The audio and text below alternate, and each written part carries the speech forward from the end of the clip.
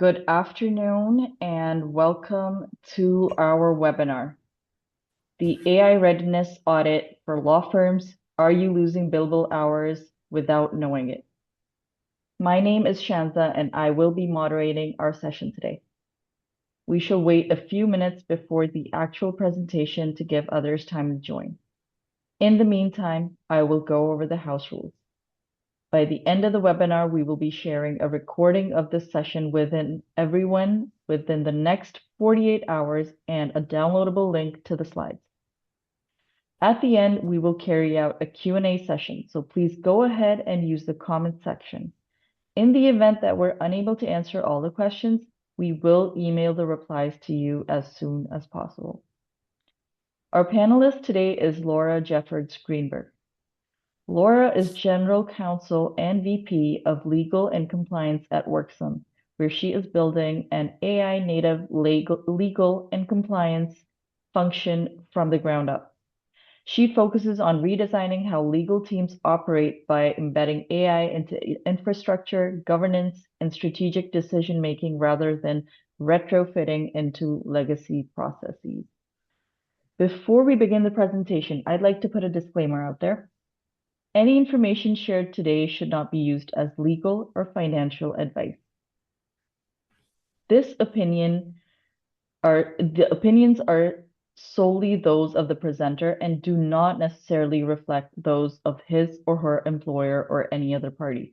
For any legal matters or questions, please consult with a qualified legal professional. To get a better understanding of our audience today, let's begin with a poll question. How is your firm currently using AI? So here are your options. Not using it yet, individual experimentation, and limited team level workflows, firm-wide structured adoption. So it looks like we do have quite a few answers to that poll here. In that case, we hope this presentation addresses some of your concerns. I'm now going to pass it on to our panelist. You're good to go, Laura. So first, I just want to start with what kind of happened over the last couple of weeks, I guess months, but particularly that AI, Claude, let's just say in the general, right, bigger picture of things, sort of tanked the US stock market because of the progress that has gone. And then we've had 1.5 billion poured into legal AI over the last, I guess it's like 2 years. So, and that's really just if we're just looking at Harvey and Lagora, which happen to be the two most predominant AI tools focused on law firms. So this is a crazy amount of money, and I've never seen this before, right? I've never seen this much being dumped into legal tech. So this is exciting, but with this hype also comes some warnings. So if you can flip it to the next slide. To you, and really, interestingly, to talk from a law firm is really to come from your client perspective, right? I call them outside counsel law firms, right? When we're in-house, and we often will use them. And AI has changed my relationship and how I think about how I am going to be using law firms. So this is also coming from the perspective of, one of your clients, how I'm using AI, and then how I'm thinking about using you and a law firm with AI as well. And it's a whole bunch of data out there, but I just like to start with data that law firms have seen like 3.5% higher ROI when they have a visible AI strategy. So AI is making an impact and actually, driving revenue, and law firms are getting a return on investment. But again, from my perspective as in-house counsel, 60% of in-house counsel have seen no noticeable savings yet with outside counsel's use of AI. So then that definitely begs a question, like if my law firm is using AI, but I'm not seeing anything reflected in my bills, where is the AI use being used? How is it being used?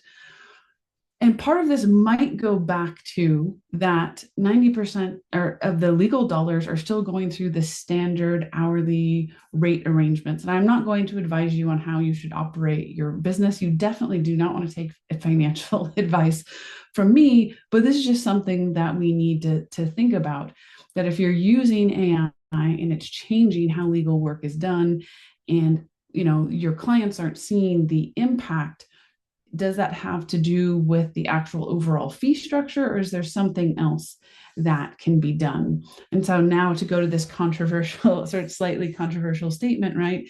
If AI can draft a contract in 30 seconds, what am I paying a law firm for? And this is obviously overly simplified.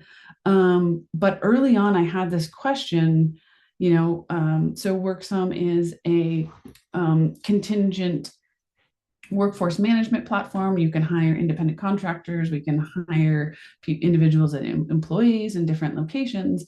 And so I'm a California licensed attorney living in Europe, and I'm looking at different countries. And normally, right, I'd go to outside counsel to get help. But with AI, I can get like 80% of the way there. I've also lived in Austria and Germany. I understand the difference between civil law and common law. I've worked with outside counsel in different countries. I kind of know, what is going on. For a startup or scale up, I can definitely use AI to get like 80% there. Then the question becomes, when I go to outside counsel, do I want to give them, let's just say in this case, the contract that AI has drafted, or do I want to go to them and have them give me their template employment agreement for that country? And if I do go to them and get their template agreement for that country, I want to know what exactly I'm paying for. Obviously, their expertise and putting together that and hopefully battle testing that agreement. But is that agreement going to be that drastically different from what AI has given me? And again, I'm at startup scale up mode, so I am watching the budget tightly and weighing risks. I have an option now with AI that I didn't have before. So then what am I going to outside counsel for? And quickly, I'll just stop and let you just briefly, who am I? You know that I'm general counsel at Worksome, but I've been teaching lawyers how to use AI since 2023. I actually started teaching in law firms because law firms were the early adopters. I've trained over now probably like 3,000 lawyers how to use AI in Europe, US, UK.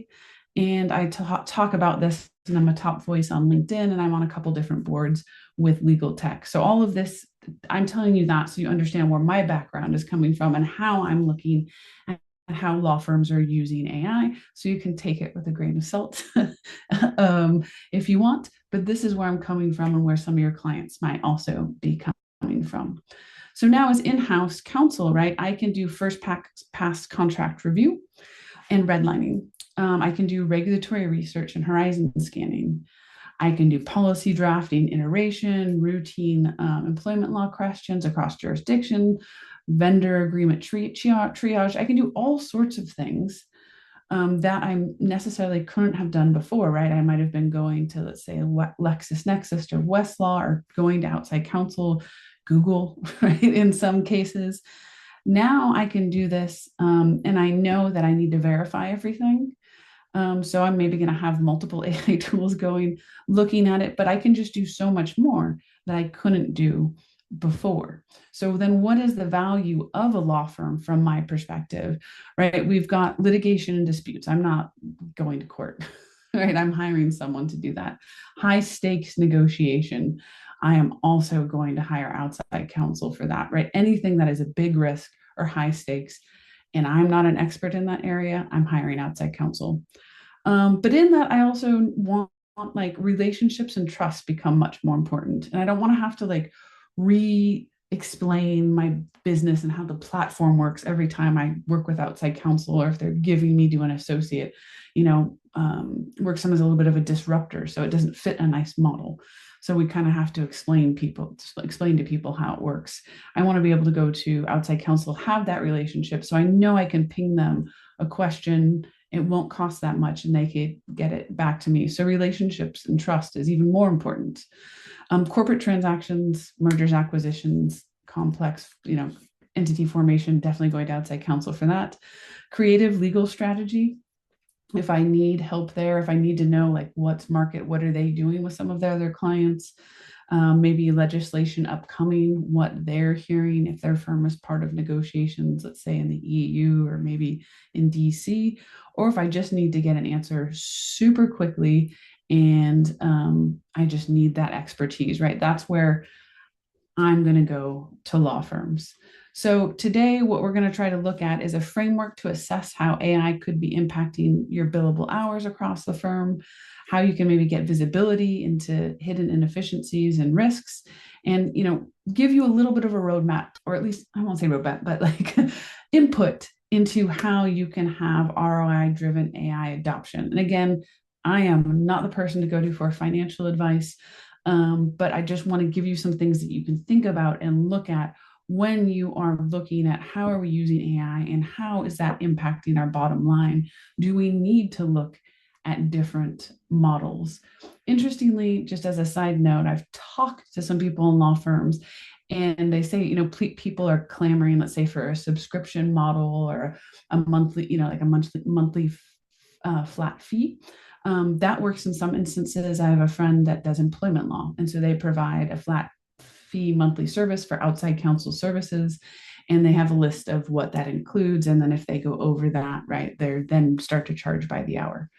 But in other instances, clients will ask for that, but then it makes them nervous, and so then they go back to the hourly model.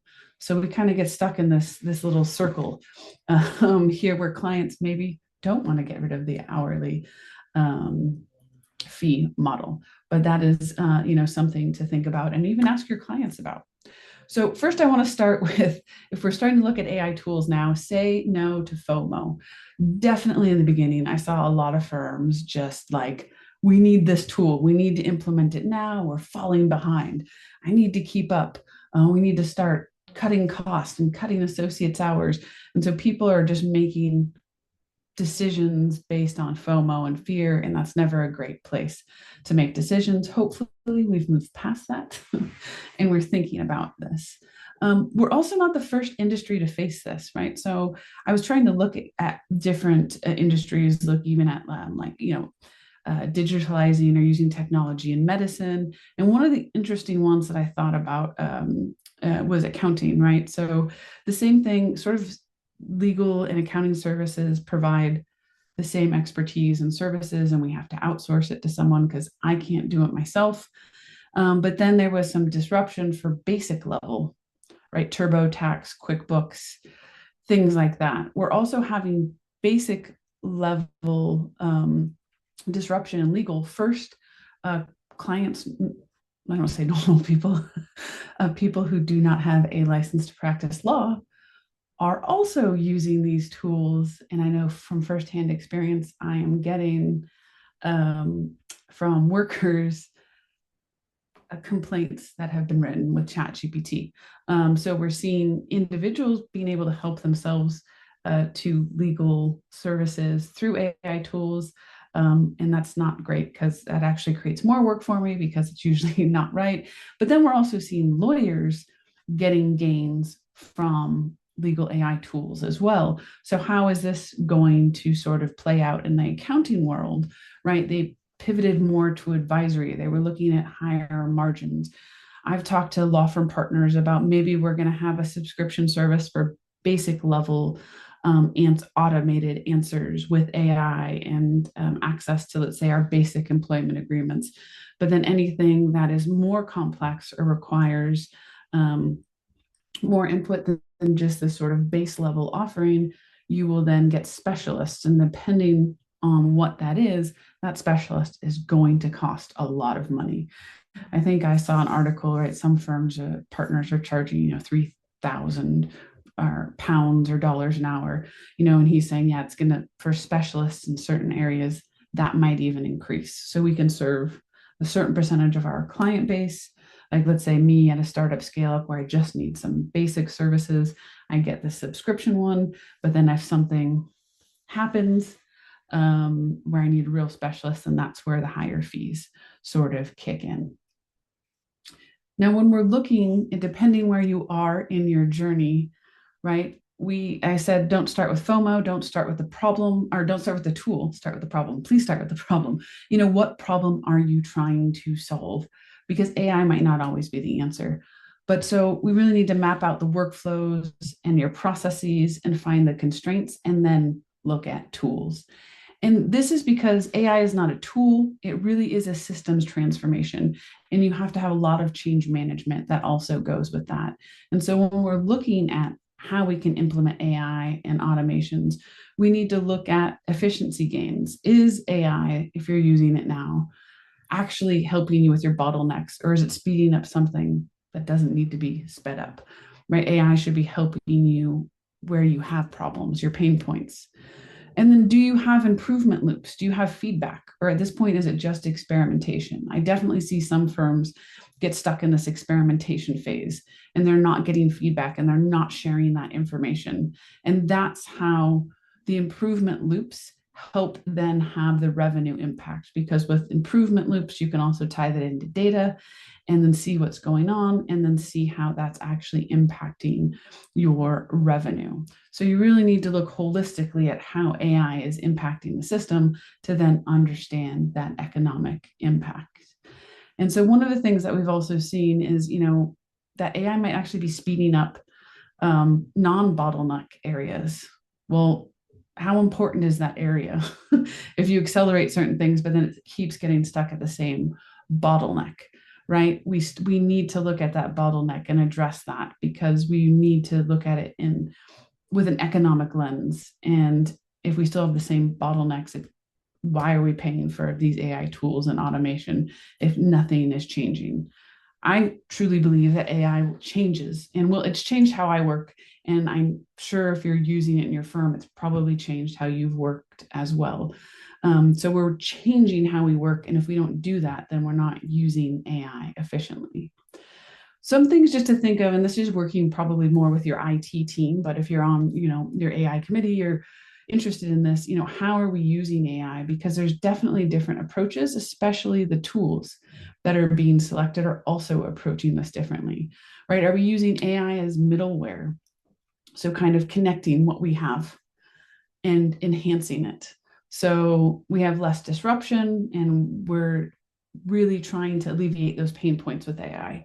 Or are we completely redoing how we work and using AI legal tools as our new operating system? I know that that's Logora's position. They want lawyers to use their tool as their new work platform and operating system. So that's another option. Or, again, we can have sort of an integrated platform where then you're integrating your tools into a AI tool. So there's a variety of different approaches, and it's important to understand the tools that you have and how you can use them with the legal AI tools as well, and where those legal AI tools are going. Again, these are conversations that you can have with your chief information or chief technology officers. So now when we're looking at this, where are you sort of on this ladder? Are you looking sort of, I assume that everyone has passed level 1, right? That you're looking at AI use, you've prevented people from using AI tools that you don't want, you have an AI policy. So we can, move on to level 1, you have approved tools, but everyone is prompting differently and maybe they're not sharing it. That might be okay. Maybe they're just siloed in teams. But really where we're going to get more is if we're sort of move on to this next level 2 of standardization. How, to the extent possible, can we standardize prompts and AI use and verification checklists across the firm? So then when we get to level 3, right, institutionally, we're sharing everything and we're refining it and we're compounding our knowledge. The one interesting thing that we're seeing with AI, right, is it's not sort of like a traditional CLE or like a regulatory update. We go, we learn about it, we leave. With AI and the pace of evolution, it both with the tools and for individuals, we have to continually learn and continually adapt because the tools aren't changing at a pace that we've not seen before. So this institutional education needs to continue and be ongoing. It's not just like I learned AI and I move on. It's continual. Um, and this is what I mentioned before, right? We can have automation, but we need that feedback.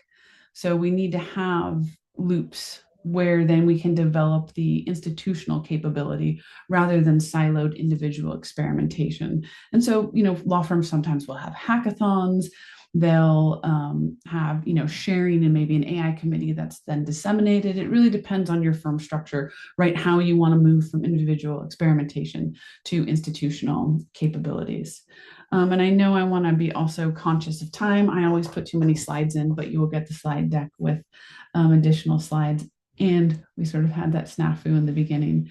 But depending where you are, there's a sort of just a framework for a 90-day systems diagnostic. So sort of diagnose, right? Your first phase is finding your bottlenecks and pain points, making sure that people aren't using shadow AI. That means people inputting company information into, let's say, their personal account of Chat GPT. They might not even be aware that they're doing this. So part of the training is like, hey, make sure you're on the company's or the firm's Chat GPT account if you use that and not your own. Other people might be circumventing the system and actually using AI that they're not supposed to, but run that, look at, realization rates, and then also ask clients what they want. So your really trusted clients or clients that are important to the firm, ask them how they want you to use AI. How are things going? What are they expecting? So then you also get that feedback from the clients that you can take in. And then we start moving to building workflows and making sure you have all the policies in place and the prompt libraries. And if I assume you probably already have vendors, but I would say go back and reevaluate vendors. So one of the interesting things is 14 months ago, I was at Worksome. I left, I went to Wordsmith AI, where I taught lawyers how to use AI. I came back to the same company. That 14 months, the amount that has changed, my job is completely different, and how I do my job, the problems that I had then that I can solve with AI. I mean, we're talking probably like months of work that I no longer have to do. Something that would have taken weeks or months is cut down to days. We also need to reevaluate tools because the tools change so much. So I would include, this is sort of, again, continuous, not one and done. And with that, definitely I recommend, or what I'm doing at least at this point, is doing AI tools like for a year. I'm not doing anything longer than a year because so much can change. Then that's really where we move into the testing and measuring, right? Where you maybe have the AI office hours you're sharing on your firm portal. You're tracking realization rates. Is there an impact on that? You're looking at ROI, however you decide you're tracking that with your tools, and really seeing, okay, are we seeing differences? And then where can we find those other improvements?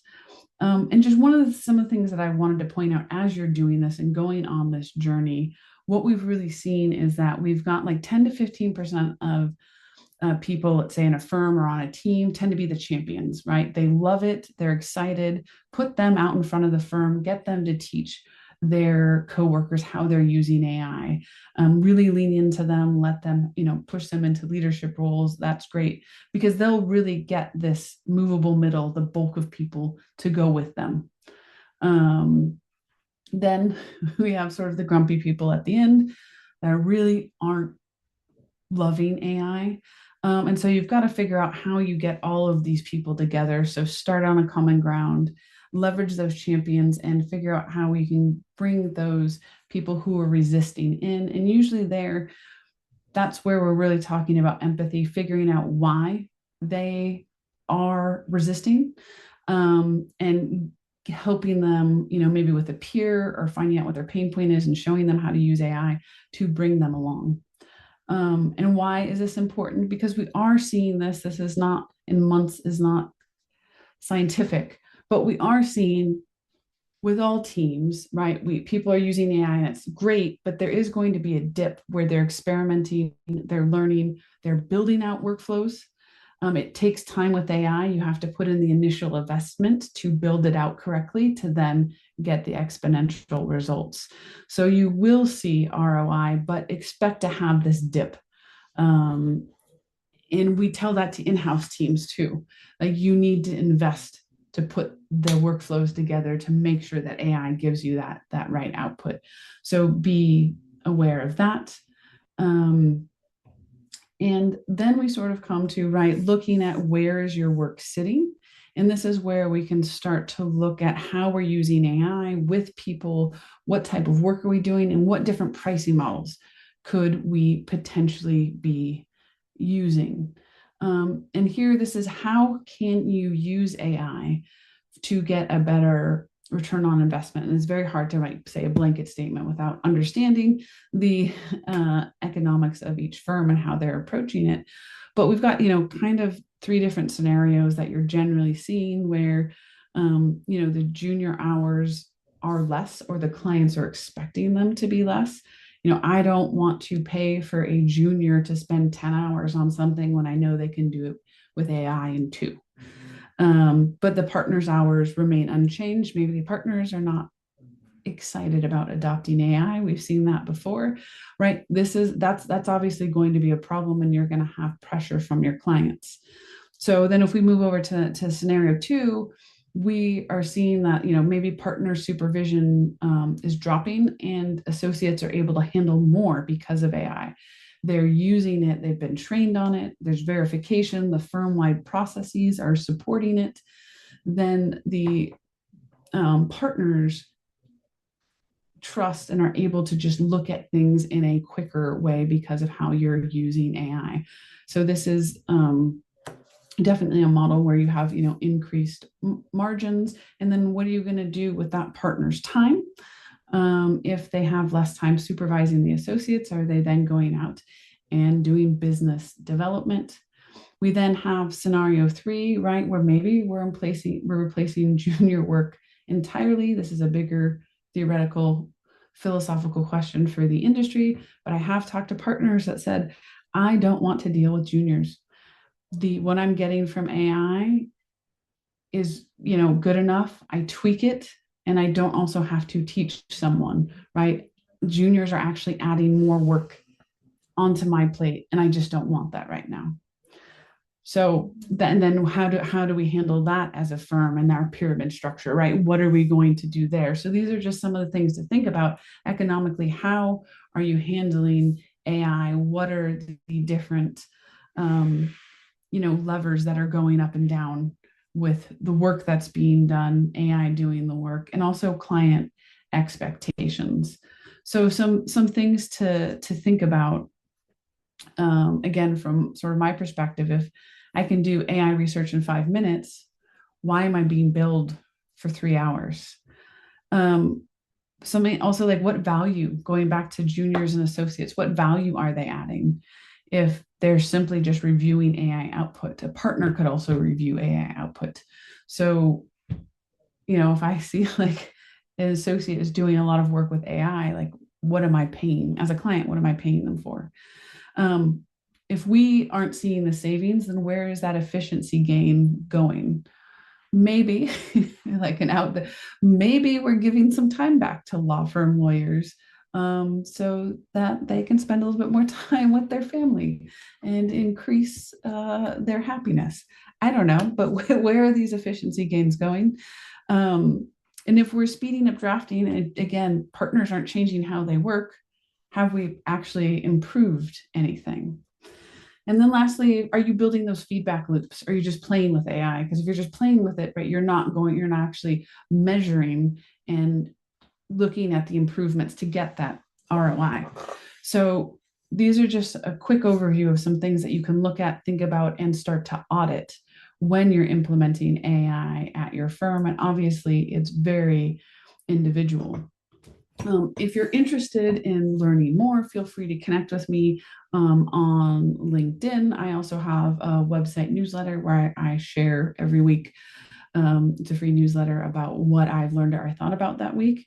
And I'm pretty specific about it in relation to my job. So if you're wondering what your in-house clients are doing with AI, then go over and have a look at that, because I'm really, laying out, hey, this is what I'm doing. This is what I am exploring.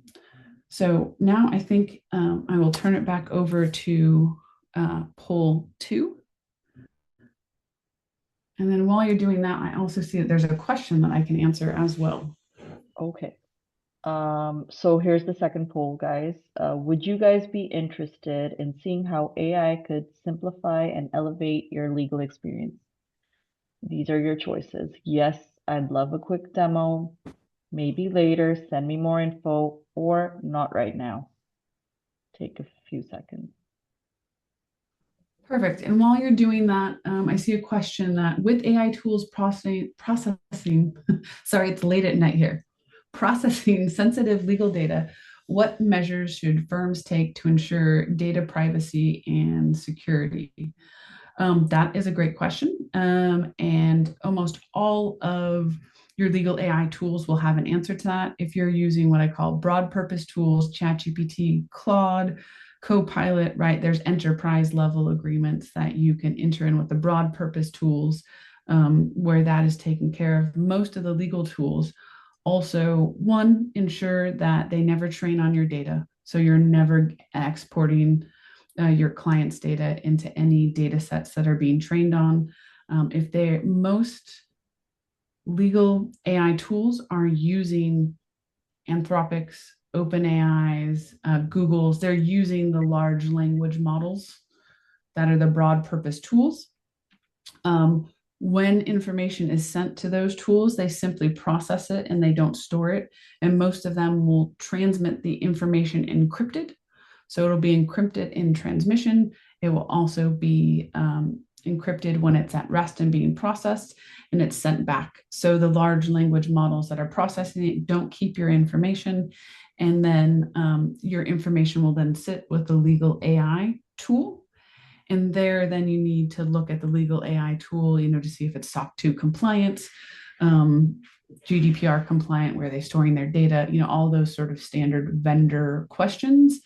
Because the data then lives, your client's data would then be living in that AI tool, as the prompts are saved and things like that. And you can use different settings to delete the prompts every 30 days. Although how I work, I'd be very upset if I had to wipe it out every 30 days.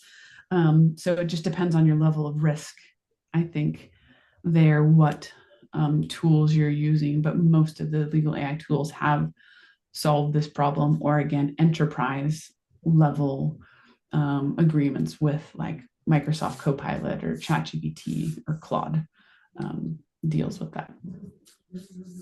So I don't know if there are any additional questions. Yes. Please send in questions. But while we wait, in the meanwhile, I just wanted to mention that at Software Finder, we do offer full feature trials and detailed lengthy demos of any legal software of your choice. Simply answer yes, and we will have someone from our team reach out to you. This is in regards to the poll that we just launched right now. I think we have a question here. It's from Giselle. Who carries the risk when AI outputs are wrong, the lawyer, the vendor, or the firm? I think right now, this general consensus is the user.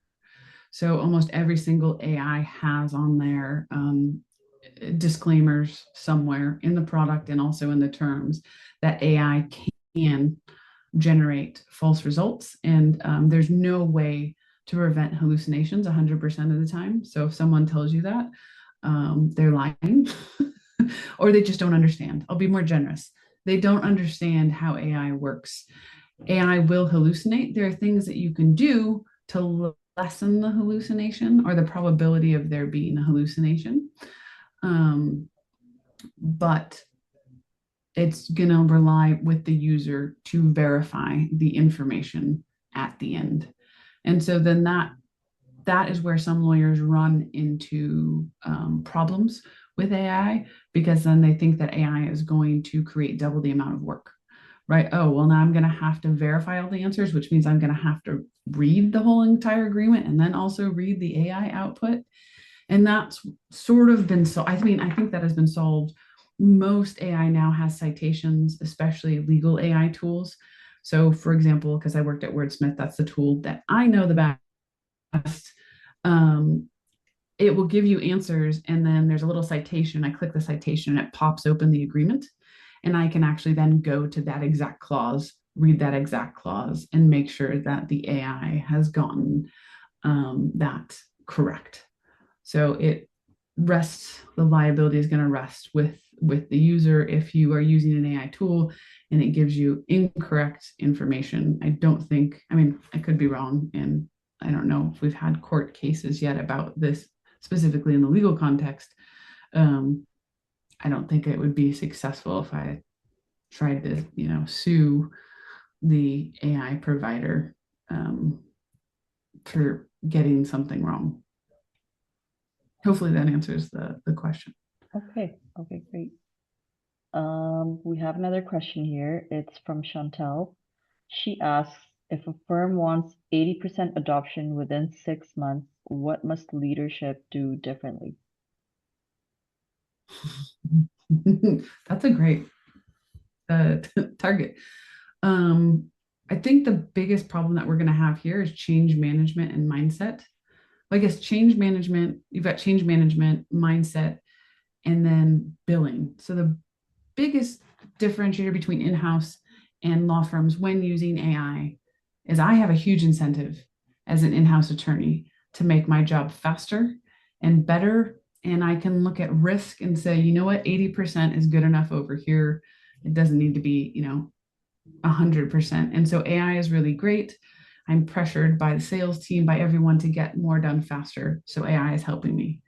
You don't have the same incentives in the law firm to use AI to work faster and to work better. And in fact, some law firm lawyers actually, from an emotional perspective or an identity perspective, are threatened or feel uncomfortable with AI. So you've got a more complex relationship and less incentive to use AI in a law firm. So first, you need to sort of deal with that, fears about jobs being gone, or I've built my whole career on being a specialist, and now you're saying that my specialty is not as valued. So we've got that sort of emotional layer that I definitely, people need to deal with if they're going to get a quick adoption. So deal with that emotional layer. You're going to change how you work. So then we've got to use change management practices of working, which is really hard. And that's where you can use those champions to help lead the organization and show their colleagues the other way. Lean into those. And then you're going to have to do, I've seen law firms doing incentives. Maybe law firms have hackathons. They require an hour a day of AI use as part of their billable hour, right? Again, trying to give it incentives. Because if you look at, being an associate, right? If I'm not billing, then I'm freaking out that I'm not billing. So you have to give them the psychological safety to experiment and do nothing productive other than experiment with AI for an hour without it impacting their billing requirements and thus also, right, their salary. Um, and then some law firms have done also like giving away trips for people who use AI the most, and they simply just look at usage of an AI tool. I don't think like that's the best to get adoption, but definitely incentivizing people and making it competitive, right? Most lawyers are highly competitive, type A personalities, and we want to win. And if I was at a law firm and I like using AI and I'm a champion and I can win a vacation, like I'm going to go all in. And then that will also be contagious. So there's a variety of different strategies that you can get, but you definitely have to set it up for success where people have the space and time to experiment without it impacting their salary or their potential bonus. Okay. Would you like to answer this question? Should I read it out loud? Someone sent in a You can read. question. I'm not, for some reason, I'm not seeing. Oh, there we go. Okay. Q&A. Decide. Oh, so this is super interesting. Is it necessary for firms to be transparent with clients about AI usage? Um, I, I think eventually using AI will be like using spell check. I can't spell. I'm terrible at spelling, which actually might be an advantage in AI prompting. But I don't tell people that I'm using spell check. Like everyone just uses spell check, right? Um, your responsibility as a lawyer and your duty to your client, and if we looked at like the ABA model rules and things like that, you need to understand how technology works. So I would expect my outside counsel is using AI, but I would expect they would verify everything. um, and so I don't care if they used AI to get to their answer, but if they just gave me an AI answer and clearly didn't read what they're giving me, and I can tell it's from AI. I use AI so much that I can tell when it comes from certain things, when people just simply copy and paste. Hopefully, no one in your firm is doing that. But that's where I think there would be an issue. If I needed something turned around almost immediately, like it's time tight and it's going to impact the results somehow, and then I think we disclose that we're using AI. Let's just say maybe in a giant due diligence exercise where we're looking at thousands of documents, then maybe you say, hey, yes, we're using AI, right? So where it's going to impact the outcome, then I think you could disclose that. But otherwise, I don't think you need to disclose it. But I know I'm probably in the minority, and I tend to be more forward thinking than like right now. Like I'm assume that AI will be like spell check. Um, and I know other people think differently than that. Um, but at this point, I could not tell you what percentage of my work product was AI and what percentage of it was me, because I use it interchangeably and I'm doing 50 different things in here and there, right? Like, so it's just part of my work now that I'm using AI. Hopefully that makes sense. Okay. If anyone has any more questions, we'll take them now. Or, okay, maybe I'll just give it another minute, and then maybe if not, we can wrap it up. Sure, I'm happy to take any questions. Again, sorry about the snafu in the beginning. Thank you for being patient with Yes, us there. yes, Appreciate that. for sure. I guess we're not getting any more questions. Okay, wait, no, there it is.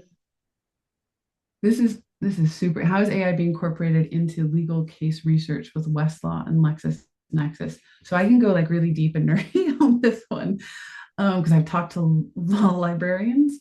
I haven't used Westlaw in about, again, 14 months.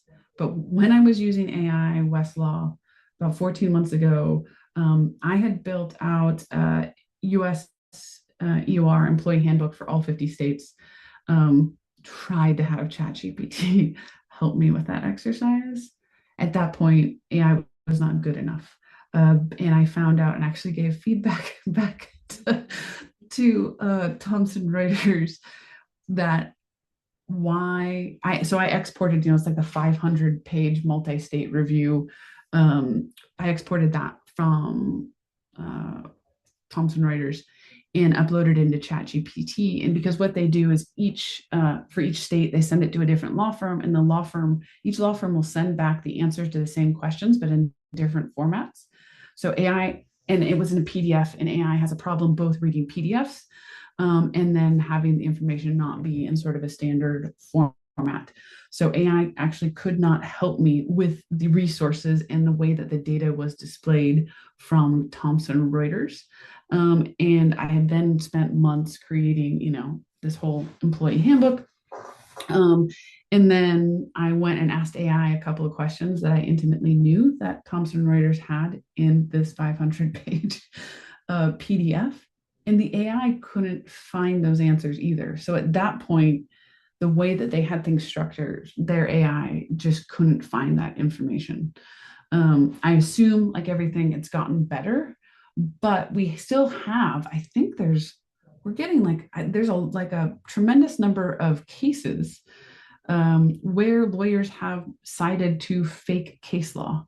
So when you're doing case research specifically, the law librarians that I talked, it was like last year at Legal Week in New York. So it's again maybe year old information. Um, the top tier like LexisNexis and Thomson Reuters case law, whatever they call those, research verification for citations, could catch the hallucinated cases. So anything below the absolute top tier couldn't catch all of the hallucinated cases. And the issue is when it's hallucinating cases, right? AI is really good at replicating patterns. So it'll replicate case law using actual pieces of real case law. So part of the citation will be correct, which then confuses the traditional sort of case verification, or it will cite a proper case, but for the wrong ruling or the wrong conclusion. So this is a long way of saying that LexisNexis and Thomson Reuters, I think, right, they've been created in a pre-AI world, and now we're putting AI into them and on top of them, and they're having a hard time dealing with that, reconciling those two things. So I'm actually thinking about getting rid of my Thomson I have Practical Law, Thomson Reuters subscription, because I don't know what more really it's going to add. I don't do deep case law research, right? I'm in-house, so I need more like templates and things like that. But the AI in those products is, not great at figuring out the hallucinated cases and definitely struggles to parse through all of their material. So I need to go back and take a look, but I have been disappointed, let's say, with the AI within these proprietary organizations and even these law librarians who specialize in this are saying it's very hard to use these tools to pick up on some of the hallucinated cases that are coming out of AI.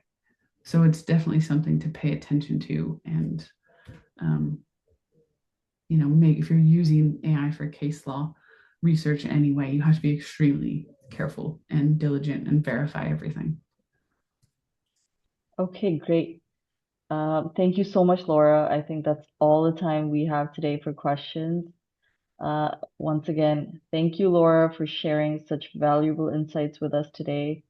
Any unanswered questions will be answered over the next few days or in a follow-up webinar.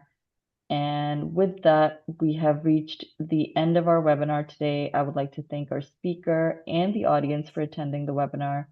We hope this session sparked some new ideas. As for now, we would like to take your leave, but we do look forward to having you at our next webinar. So have a great day, everyone. Perfect. Thanks. Bye. Bye, Laura.